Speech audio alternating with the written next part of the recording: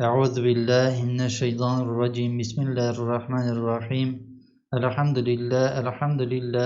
لله رب العالمين والصلاة والسلام على رسولنا محمد وعلى آله وصحبه أجمعين Alemlerimizni yoktan var kılışı bir kıdaret iyisi Allah Rabbimize çeksiz sağımdan senelerimiz maktallarımızı bulup iki cihana rahmet etip göndermiş hak Peygamberimiz Muhammed Mustafa sallallahu aleyhi ve sellem hazretlerine onun ümmetlerine, sahabelerine, yana ona yerevçilerine, yüreklerlerimizden çıkan sağ şerifelerimiz dağlarımızda barıp erişse idi. Esselamu aleyküm ve rahmetullahi ve berekatuhu hürmetli Müslüman kardeşlerimiz. Bugün vaazımız beraat kişisine bağışlanır. Beraat borçtan ve cezadan kurtuluğu demektir. Demek beraat kişisi günahlardan kurtuluğudur. Beraat sözü bir borçna, yaşı sağlamını tölegenini rastlagan kağıt kvitansiya ma'nosine to'g'ri keladi. Shunga ko'ra beraat kişisi günahlardan kurtulurni rastlab bizga toniqliq topshiriq kişisi demektir. Beraat kişisi Şaban ayının 14. kişisine to'g'ri keladi. Ya'ni 10. may kişisi. İslam alimleri rastlagancha Qadr kişisinden so'ng eng ezgi kishi beraat kişisidir. Chunki Qur'on birinchi martaba beraat kişisinde dünya ko'gana indirilgan. Ve Qadr kişisinde Peygamberimizge tüşürüle başlagan. Kur'an-ı Kerimimizde Allah Rabbimiz bulay deydi. Hamim, halalni ve haramni ochiqlay turgan kitap Kur'an bilan ant etamin. Chindan da biz o Kur'an bilan qo'rqituvchi bo'ldik. Hem hikmetli ish bu mübarek kishini ayrilgan ve yozilgan bo'lar.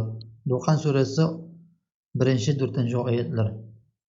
Peygamberimiz bu kiş turunda xatını Hazreti Ayşe bilan söyleshgan vaqtda şulay degan. Mana bu kişi Şaban ayının ortasındagi beraat kişisidir. Bu kişini Allah Bani Qalb kabilesining sarıqlarının yunları kadar kişilerini cehennemden azat eder. Lakin bu kişini Allah'a tengdashuvchilarga, Müslüman kardeşlerine aşu ve düşmanlık tutkanlarga, doğanları kardeşleri bilen aralashmaganlarga hamda alar bilan ilmlerini izgenlerge, kişi o'tirishlarga, ota anasına karşı keluvchilarga, araqı ichuvchilarga qo'yilmas. Boshqa bir hadisde de Peygamberimiz sallallahu aleyhi ve sellem aytdi. Beraat sizning uchun zo'r fursatdir, g'animatdir. Chunki bilingan bir kishdir. Şaban ayının 14. kişidir. Qadr kişisi beraat kişisinden zo'rroq bo'lsa da, qaysi kishi bo'lgani belgili tuğuldir.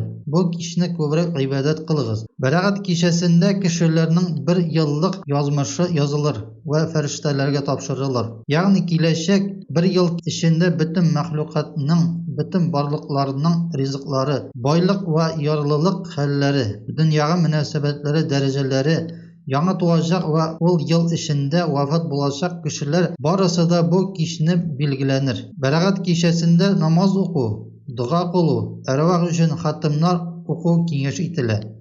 Bundan başka beraat gününü uraza bilen uzduru da Peygamberimizin sünnetidir. Beraat kişisinin büyüklüğün anlatı turgan Peygamberimizin başka bir hadisinde Şaban ayının 14.